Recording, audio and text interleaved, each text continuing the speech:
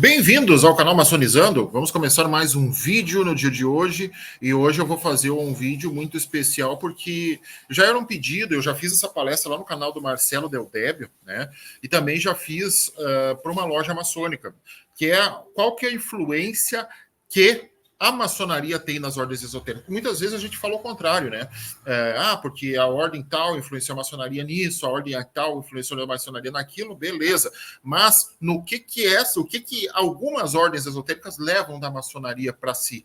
Então, este é o tema do vídeo de hoje. Antes de nós começarmos o conteúdo em si, eu peço que você curta e compartilhe o nosso conteúdo e os nossos vídeos. E também se inscreva no Instagram, @canal.maçonizando. E aqui no canal também, se inscreva, ative o sininho para a gente alcançar o maior número de pessoas possível. Lembrando que nós temos o patrocínio de Turgo Chile, né, para viagens especiais para o Chile, é a Turgo. E também o nosso contato aí para eventuais doações, a nossa chave Pix também, esse número de telefone, mas você também pode entrar em contato aí para falar sobre os vídeos, para dar sugestões de pauta, sugestões de entrevistado. Tudo isso é muito bem-vindo. É 54-99938-9613. Vamos lá, então. Eu vou botar aqui uns slides muito especiais que a gente preparou sobre isso, né, que é uma palestra que eu já fiz em loja maçônica e já fiz também no projeto Mayhem, do Marcelo Del Débio, né? Então, vocês podem ver que pode ter alguma coisinha que vocês já ouviram eu falar, mas não tem problema. Vamos compilar para as coisas ficarem bem legais também, para a gente não perder a linha de raciocínio, né? Muitas vezes a gente se depara, né, com a informação de que movimentos esotéricos influenciaram a formação da ordem maçônica e seu modelo de instrução e aperfeiçoamento. Fato esse que é deveras plausível, né? Mas, e se nos últimos séculos tiver acontecido justamente o contrário, né?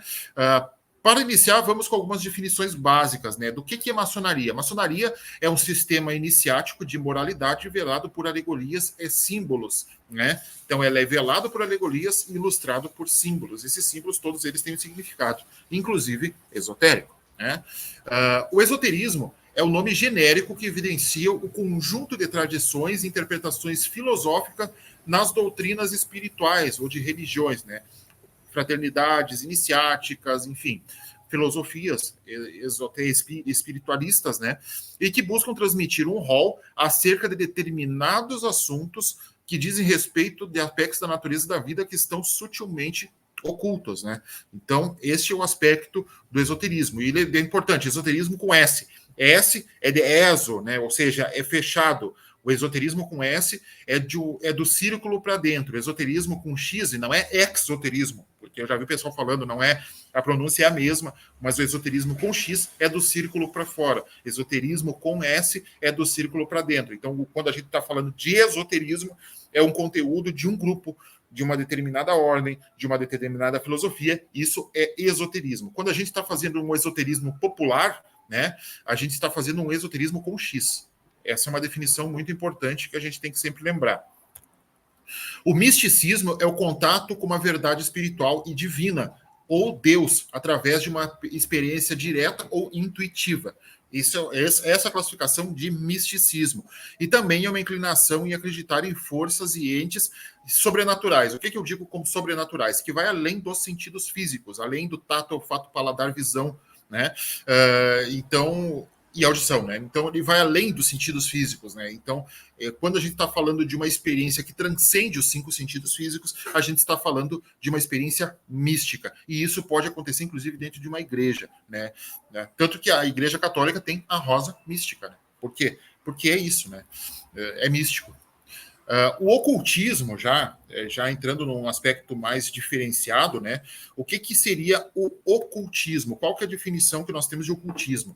No senso comum da língua inglesa, por exemplo, oculto é um conhecimento do paranormal, né? Em oposição ao conhecimento mensurável, ou seja, aquilo que pode ser tateado, né? Aquilo que pode ser sentido, e que é realmente referido como ciência, né? Então, ele é diferente do conhecimento científico no que diz respeito à ciência convencional, né? Esses estudos desses fenômenos e conjunto de artes e ciências ocultas E aí eu cito, por exemplo, a magia, o espiritismo, a astrologia. Isso entra num aspecto mais ocultista, certo? É um aspecto diferenciado. O ocultismo é o estudo da natureza desses fenômenos extrasensoriais e a aplicação deles na vida cotidiana. Então, isso é o ocultismo, né?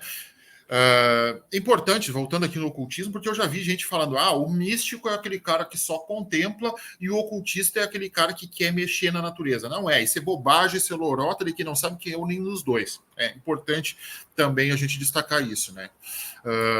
Rito solar. Muitas vezes a gente fala assim: a maçonaria não aceita mulheres porque é um rito solar. Bobagem, não é por isso, tá? É bobagem. O rito solar é um rito que segue a marcha do Sol, ou seja, todo o simbolismo de um rito solar, ele está relacionado a uma busca da iluminação, uma busca de uma luz maior. Por isso que se chama de rito solar. E por que é solar? Porque esse rito ele vai estar disposto de acordo com o movimento da marcha do Sol, ou seja, nós vamos ter as 4 estações do ano, né, que também são referenciadas por 4 pontos cardeais: norte, sul, leste e oeste. Isso e esse movimento do Sol através dessas 4 estações e desses 4 pontos cardeais, ele vai gerar também 12 etapas que também são conhecidas como signos zodiacais, porque são o ciclo zodiacal, porque o rito solar ele reproduz a marcha do Sol, né? Ou seja, ele vai começar o rito simbolicamente onde o Sol está no ápice, onde a iluminação é maior, e ele vai terminar o rito quando a iluminação é menor, porque quando o cara sai daquele rito com a iluminação menor, ou seja, com as chamas adormecidas, é sinal que aquela chama está vivenciada nele, e ele tem que ser o Sol no mundo profano, né? Por isso, esse é o sentido do rito solar. E quando ele volta, aí ele vem das trevas do mundo profano, e aí ele faz o círculo solar e volta a se iluminar para poder levar essa luz ao mundo profano. Rito solar é isso. A Igreja Católica tem um rito solar, né? Tanto que as igrejas, as catedrais, o templo está sempre voltado no Oriente ou no Leste, que é onde o Sol está lá radiante, onde há aquela luz, a luz que vem do leste, né? E todos os ritos solares, o Sol, ou a luz, ou a iluminação, sempre estarão no leste, né? O cristianismo é um rito solar, né? Vamos lá. Seguindo. A maçonaria é definida como um sistema de moralidade e ética social. Vocês viram ali também que ela ela tem um simbolismo de rito solar, certo? E ele é um sistema de moralidade e ética social, tendo em seu cerne características, né? Dentro do ensinamento maçônico, quais são as características? O humanitarismo, a moral, a busca incessante da verdade, o incentivo à reflexão, a promoção da educação, a defesa da liberdade e da dignidade do homem e também a modéstia, apesar de tudo. Também a modéstia. Então, isso é a definição do sistema de moralidade e ética social que está incluso nos ensinamentos maçônicos através de alegorias e símbolos. Os iluministas, logo que surgiu a maçonaria, ela surge ali, ela se funda-se a grande loja da Inglaterra em 1617. Antes já haviam lojas, inclusive. Tem um vídeo aqui no canal que eu falo, inclusive, da mais antiga loja maçônica do mundo, que é Mary Chapels, a loja de Edimburgo, né? Que ela é lá do século XVI, ela é fundada em 1599. Né? Então, já existia lojas maçônicas antes mesmo da eclosão do movimento Rosa Cruz. Já existiam, mas não no sentido maçônico que nós vemos hoje, né? Esse sentido maçônico que nós vemos hoje é fundado junto com a grande loja da Inglaterra em 1717. Os iluministas, então, naquela época, eles se filiam às lojas maçônicas porque é um lugar seguro e intelectualmente livre e neutro, apropriado para discussões de ideias, principalmente no século XVIII, quando os ideais libertários ainda sofriam sérias restrições por parte dos governos. Nós tínhamos monarquias absolutistas, nós tínhamos sistemas ditatoriais, nós tínhamos a possibilidade de um ser humano pertencer a outro com direito a certificado. Isso chamava-se escravidão, né?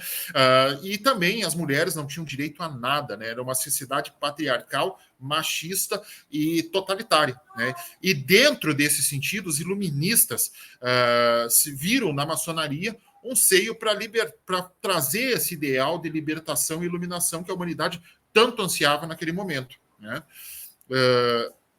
A ordem, então, a partir disso, ela se torna uma febre nos movimentos intelectuais e rodas de conversas, clubes e tabernas. A maçonaria se reunia secretamente em clubes e tabernas também. Não tinha aquela loja física. Às vezes a loja funcionava de uma maneira quase que itinerante. Ia lá para o porão da taberna, estendia o tapetinho, botava as mesas, fazia reunião, depois recolhia tudo e vai embora, porque isso aqui não é muito legalizado, né? E há muitas ordens iniciáticas trabalharam assim. Muitas, não é só maçonaria, muitas ordens iniciáticas trabalharam assim ao longo dos séculos, né? Através da inspiração maçônica, começam a surgir movimentos e ordens com uma sistemática de ensino parecida. E eu vou citar algumas, né? Começamos aqui, Movimento Rosa Cruz. O Movimento Rosa Cruz, ele nasce em 1614, com a publicação de um manifesto chamado Fama Fraternitatis. Em 1615, é publicado um outro manifesto chamado Confessio Fraternitatis. E em 1616, o Casamento Alquímico de Christian Rodenkreutz, ou as Bodas Alquímicas de Christian Rodenkreutz. Essa trilogia é a base do ensinamento rosacruciano. Esse ensinamento rosacruciano, ele se expande. E uma das vertentes do ensinamento rosacruciano é a própria maçonaria, como a gente vai ver posteriormente. Mas o movimento Rosa Cruz, ele não nasce como uma instituição ou como uma ordem. Ele nasce como um ideal, como uma filosofia, como um movimento, assim como foi o iluminismo e o renascentismo. O rosacrucianismo foi um movimento de intelectuais espiritualizados, com uma grande influência luterana também, com aquele rompimento com aquela totalidade que tinha a Igreja Católica, Apostólica Romana, em que as pessoas tinham a obrigação de seguir um sacerdote, um papa, ou seja lá o que for, o nome que for, que a gente vai dar, mas não existe mais isso. A partir do movimento rosacruciano, ele expande essa situação para que não haja essa restrição da liberdade absoluta de consciência e pensamento. O movimento Rosa Cruz é um divisor de águas na história da Europa e da humanidade. Não tenho dúvida em afirmar isso, né? Aqui nós estamos vendo um avental do grau 18 da maçonaria, que é um grau chamado Príncipe Rosa Cruz ou Cavaleiro Rosa Cruz, dependendo do rito, né? Nós temos na maçonaria os corpos filosóficos, que eu já expliquei em outro vídeo aqui no canal, que são divididos em loja simbólica, loja de perfeição, capítulos Rosa Cruzes, e posteriormente temos outros nomes. Os capítulos Rosa Cruzes, eu vou citar as ordens mais conhecidas, que são as ordens o rito escocês antigo aceito e o rito andinamita, né, que são os mais conhecidos, que praticam esse ponto, né, que é o grau 15 ao grau 18 é capítulo Rosa Cruz, o nome da instituição. Então, a partir disso, dentro desse sentido, quando a gente fala fundar um capítulo Rosa Cruz, não é necessariamente vinculado a uma ordem Rosa Cruz, e sim à maçonaria, né? Então, Iod, Re, Vo, Re, vocês estão vendo lá as letras do nome divino, e isso é assunto para outra circunstância, mas o fato é que nós temos aí um simbolismo cristão muito forte dentro disso, né? Até porque o movimento rosacruciano, ele nasce cristão, né? Então, nós temos ali um pelicano, que é um símbolo cristão, que ele está ferindo a si mesmo, assim como fez o Cristo, para alimentar os seus filhotes, ou para dar aquele alimento. Mas esse alimento é o sangue, né? E o sangue, todo mundo sabe que esotericamente significa a astralidade, a mentalidade, né? Então, o ideal, né? E também a busca pelo espiritual. Então, este é um ponto também que a gente deve levar em consideração. Esse avental é muito bonito, né? Eu, particularmente, tenho um carinho muito especial pelo grau Rosa Cruz. Nós temos a ordem Rosa Cruz mais conhecida no Brasil, né? Não digo que é a mais popular no mundo, mas no Brasil e nas Américas, com certeza é, que a antiga e mística ordem Rosa Cruz, a MORC, né? Ela foi fundada em 1915 por um publicitário, professor, né, historiador e multifacetado intelectualmente, Harvey Spencer Lewis. O Harvey Spencer Lewis, ele era maçom do rito Memphis Mizraim, né, que hoje é praticado regularmente em alguns países, né? E aqui no Brasil é praticado regularmente nos graus filosóficos, através de dois Supremos Conselhos. Mas isso também é assunto para outra circunstância, mas tem entrevista sobre isso aqui no canal também. Mas ele era iniciado no rito de Memphis Mizraim, né? Os graus simbólicos no Brasil não tem Memphis Mizraim. Importante frisar isso, pelo menos não dentro do âmbito da maçonaria regular. A Amorque, ela surge em 1915 e o Spencer Lewis ele tem uma sacada muito interessante porque ele tira aquela situação das outras ordens Rosa Cruz da obrigação de frequentar um templo.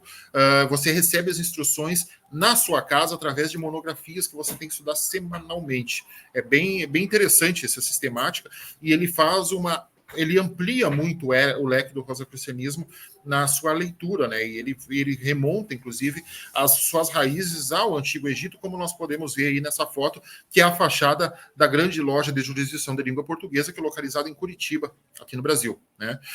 Mas, né, qual que são os elementos maçônicos que nós temos na ritualística da morte que o Harvey Spencer Lewis empresta do Memphis Mizraim? Nós temos um sistema de graus, né?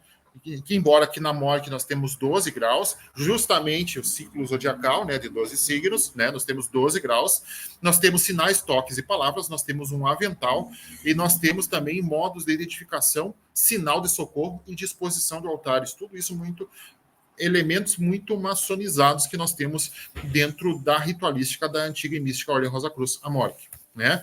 Aqui nós estamos vendo uma foto de uma loja, você está vendo ali um avental rosacruciano, né? Um avental Rosa Cruz, né? Você está vendo ali que a Amorque é uma ordem mista, ela aceita homens e mulheres, né? E também nós estamos vendo aqui o templo, né? Do rosacruciano também, que vocês estão vendo que tem um altar muito semelhante ao altar maçônico, tem o leste, né? Tem as colunas, enfim, é bem interessante. Tem um pavimento mosaico ali no centro. Tem muitos elementos maçônicos bem interessantes aí. A gente não vai ampliar, porque eu sou filiado às duas ordens, então eu poderia estar cometendo alguma indiscrição em termos de segredo, então eu não vou ampliar esse simbolismo. E nós estamos vendo aqui ordens Rosa Cruz. Aliás, esse avental Rosa Cruz aqui, se vocês pesquisarem, ele é muito semelhante ao avental do grau 17 do Rito Escocês Antigo e Aceito, que é um grau rosacruciano, né? Que é um grau dentro do simbolismo Rosa Cruz, né? Então, o avental da Amorque é muito semelhante ao avental do grau 17 do Rito Escocês Antigo e Aceito, né? Então, é interessante também esse elemento. Aqui nós estamos vendo algumas ordens Rosacruzes muito populares, né? Nós estamos vendo da esquerda para a direita, nós estamos vendo a ordem cabalística da Rosa Cruz, que foi fundada pelo Marquês Stanislau de Guaitá, que era secretário direto do Papus, né? O Guaitá, que foi um grande iniciado, um grande cabalista. Nós temos o símbolo da morte, nós estamos vendo a Sociedade Rosacruciana em Anglia, né?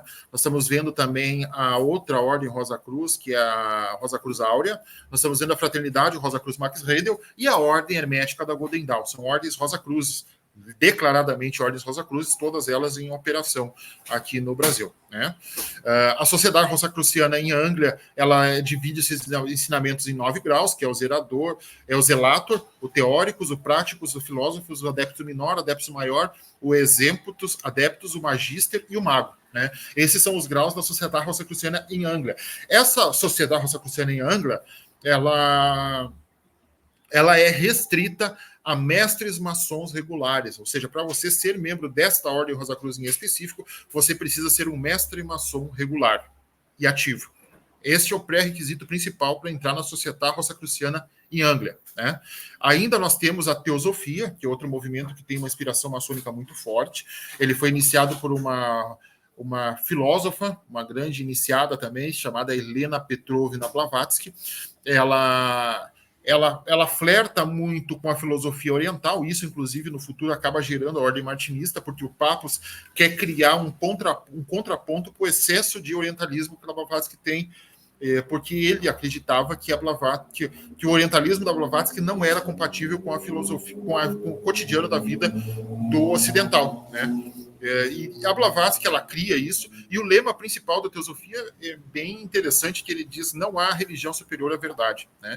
E a maçonaria tem a busca incessante da verdade. É bem interessante isso aí também. Essa é a foto da Blavatsky. Vocês estão vendo ali alguns símbolos, né?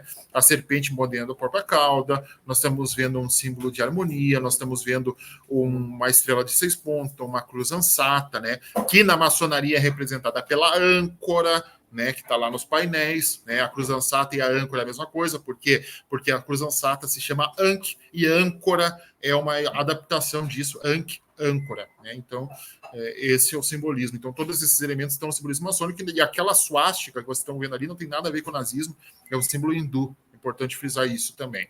Né? Aqui nós estamos vendo o Charles Webster Leadbeater, né, que é o mais esotérico dos autores maçônicos vendidos no Brasil atualmente. Né? Ele é um cara que já é falecido, né, mas ele era bispo da Igreja Católica Liberal, né, o nosso Leadbeater, e ele tinha algumas filosofias bem interessantes, porque ele via a maçonaria como uma escola mágica.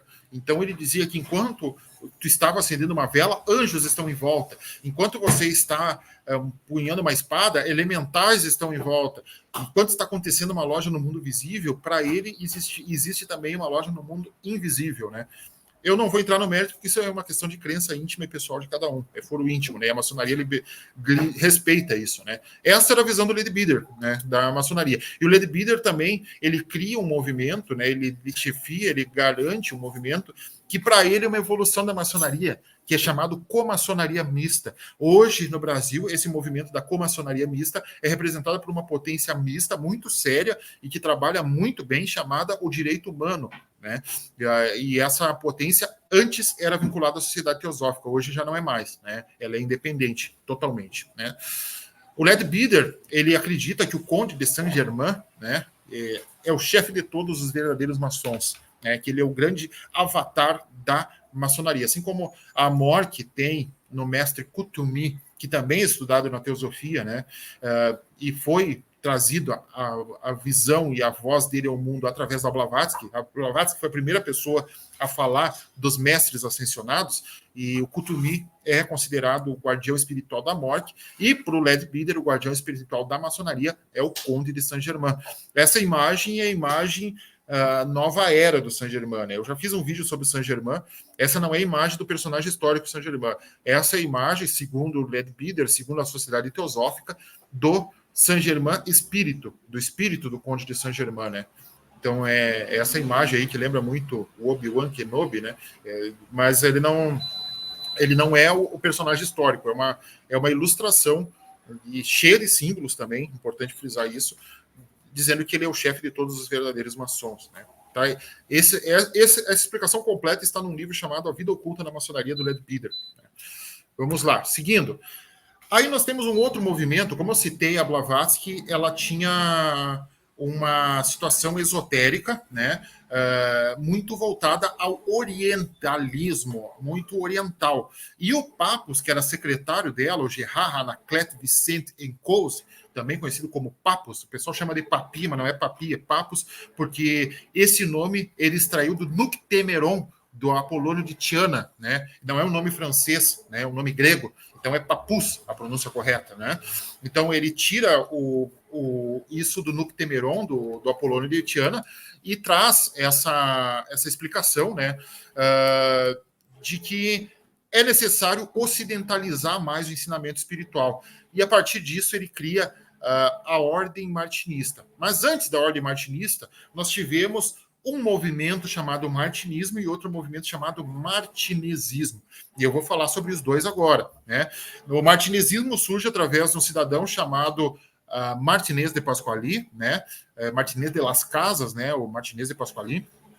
Esse cidadão, ele tinha uma carta patente que ele herda do seu pai, né? Ele herda do seu pai essa carta patente que autoriza ele a fundar ritos e lojas maçônicas. E ele cria um rito chamado o rito dos sacerdotes eleitos do universo, né? O rito dos Helicoen do universo, né? Os Helicoan.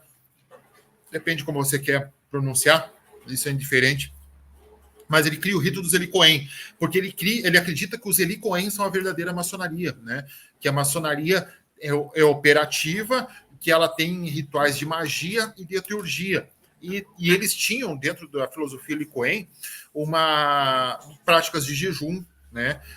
Tinha práticas de noturnas, que eram atividades que eles tinham que fazer à noite, salmos, em posições específicas do corpo, que eu também não vou falar sobre isso, porque não vem ao caso, né? Mas existia operações desde a admissão no trabalho Helicoen, né? existia essa necessidade, né?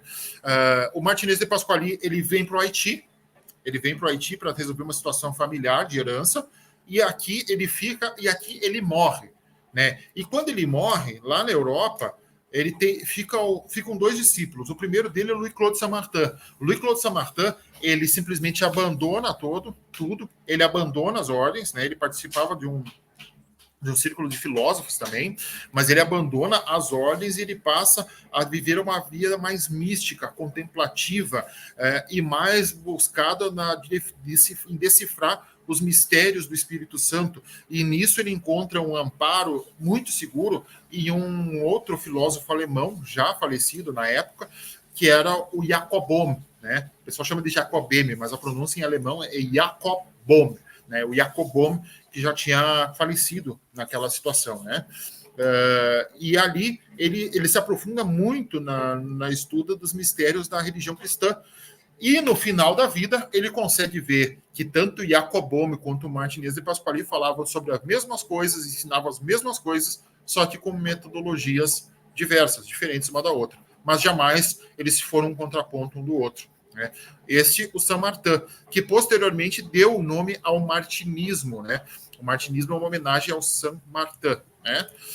Nós temos o outro discípulo do Pasquali, que se chama Jean-Baptiste Villermoz. Jean-Baptiste Villermoz também era um grande iniciado, um grande Rosa Cruz, e posteriormente o Villermoz conhece um outro cidadão chamado Barão Karl von Hund, que era o mestre da estrita observância templária, que era uma tentativa de se restaurar a ordem dos Cavaleiros do Templo, né? Aquela que morreu junto com Jacques de Molay lá no ano de 1314, quando Jacques de Molay é queimado na fogueira pela Igreja Católica, né?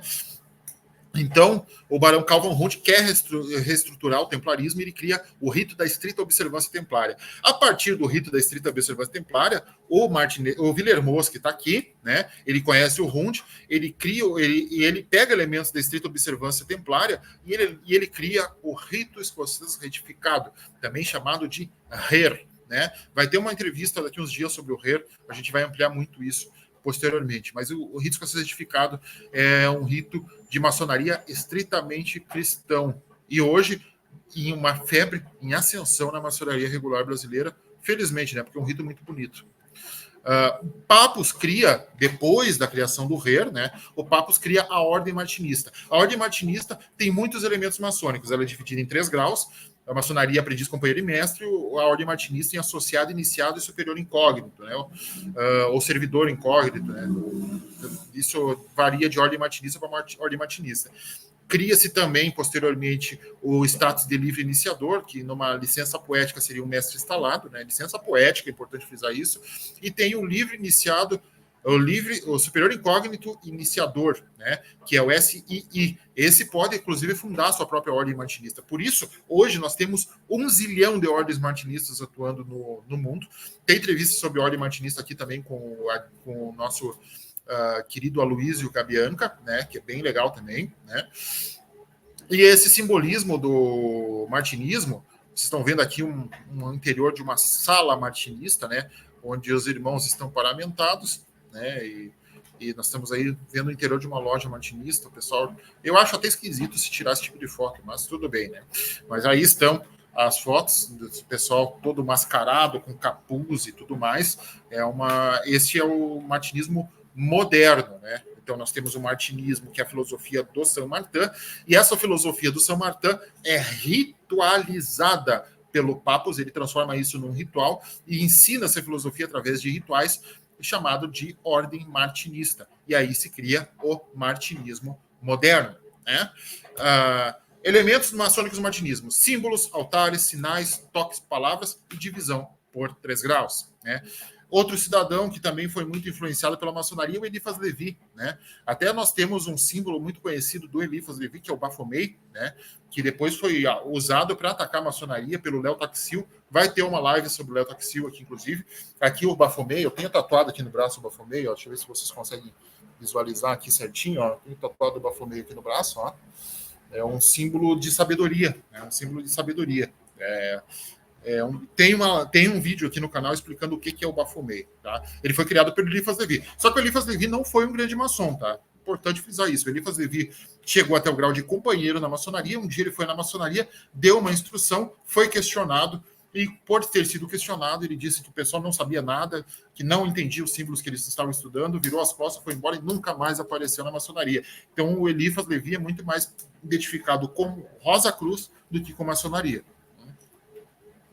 Edward Alexander Crowley, Aleister Crowley, né, talvez o ocultista mais famoso do século XX, ele influenciou o Paulo Coelho, ele influenciou o Raul Seixas, ele influenciou o Led Zeppelin, ele influenciou os Beatles, ele influenciou muita gente. O Crowley era um cara que se dizia a besta do apocalipse, porque a avó dele, que era uma religiosa fervorosa, dizia que ele parecia a besta do apocalipse quando ele estava aprontando, quando era criança.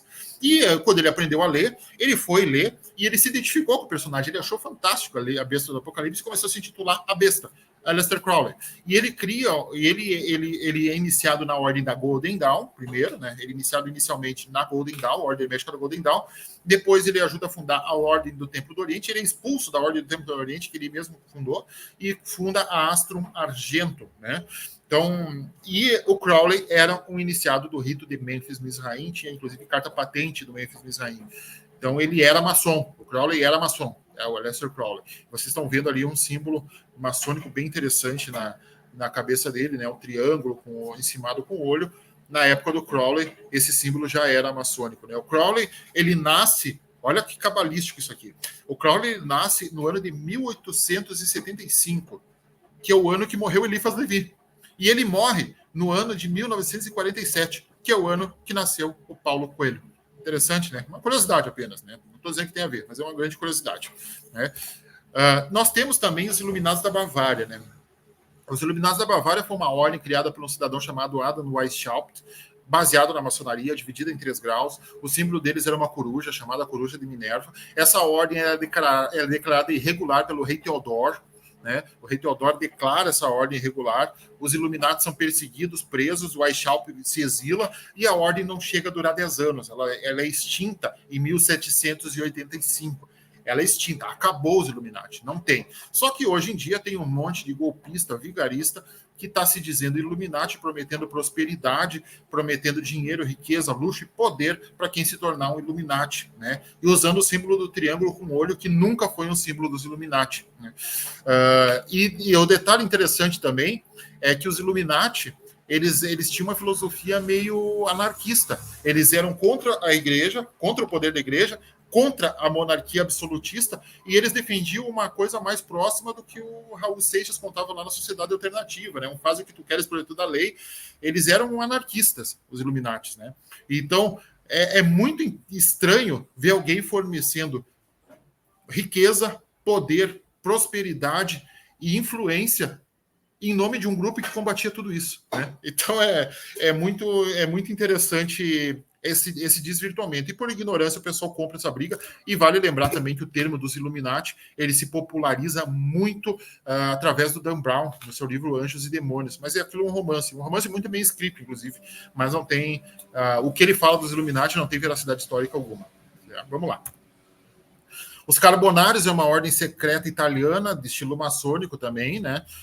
Onde eles, em vez de chamarem de irmãos, se chamam de primos. É uma maçonaria chamada guerreira, da selva, né? Os Carbonários eram libertários. Giuseppe Garibaldi era um carbonário, né? O Garibaldi era um carbonário.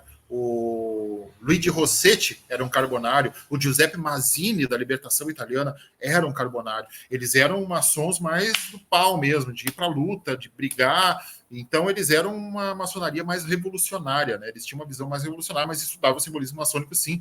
As lojas eram chamadas de vendas, né? As vendas carbonárias, e os irmãos eram chamados de primos ou bom-primos, né?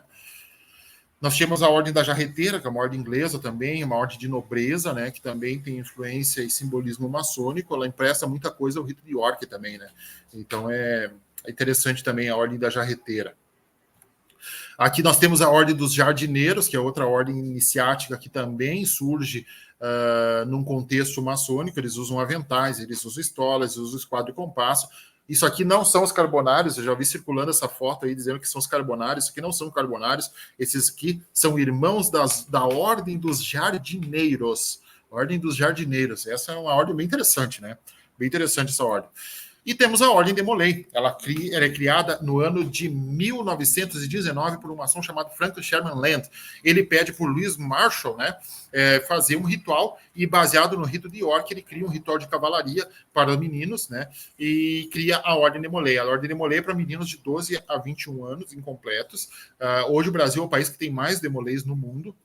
E é bem interessante a filosofia da Ordem de Molay, porque eles se apoiam em 7 virtudes cardeais para a formação do caráter de um Demolay, que é o amor filial, reverência pelas coisas sagradas, cortesia, companheirismo, pureza, fidelidade e patriotismo. Essas são as 7 virtudes cardeais que um Demolay deve perseguir por toda a sua vida. É bem legal essa filosofia, né? E enquanto houver uma vela acesa, enquanto houver essa luz acesa, haverá sempre um Demolay para iluminar o nosso caminho.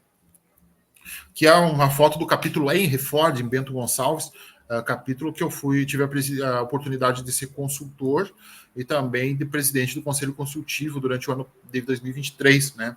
E hoje continuo no Conselho Consultivo, sem cargo no Conselho, mas continuo acompanhando, porque a Ordem de Molay é uma grande paixão na minha vida, e com certeza eu não imagino a minha vida hoje sem a Ordem de Molay. Então é muito bom também ver o brilho no olho da gurizada e ver que a gente está, de algum modo, fazendo alguma diferença na vida deles. Isso não tem preço. Ordem de Molay é o melhor trabalho social que a maçonaria tem, sem dúvida nenhuma. E a maçonaria regular brasileira, é importante frisar, como eu frisei em outros vídeos, é CMSB, né, que são as grandes lojas estaduais, a Comab, que são os grandes orientes estaduais, e o Grande Oriente do Brasil, o GOB. Essa é a maçonaria regular e reconhecida no Brasil. Certo, pessoal? Muito obrigado, e acho que a gente esgota esse vídeo de hoje, né? Teve bastante conteúdo, vocês viram que deu bastante conteúdo mesmo, foram 40 slides que a gente apresentou ao longo dessa live, desse vídeo, melhor dizendo, né? Sem nenhuma edição, é importante frisar isso, né? Take único, corte seco. E a gente volta em breve com mais vídeos aqui no Maçonizando, mas eu quero saber a opinião de vocês sobre o vídeo. O que vocês acharam do vídeo? Comenta aqui, compartilha a sua opinião, compartilha a sua dúvida, que talvez a gente responda em outro vídeo, né? Corrija se tiver alguma coisa errada, não tem problema nenhum. Dá seu likezinho, dá seu dislike se você não gostou, não tem problema nenhum. E comenta, e ajuda a impulsionar ainda mais o Maçonizando. Se inscreva aqui no canal, curta e compartilhe o nosso conteúdo, e nós voltamos em breve com mais um vídeo aqui no canal Maçonizando.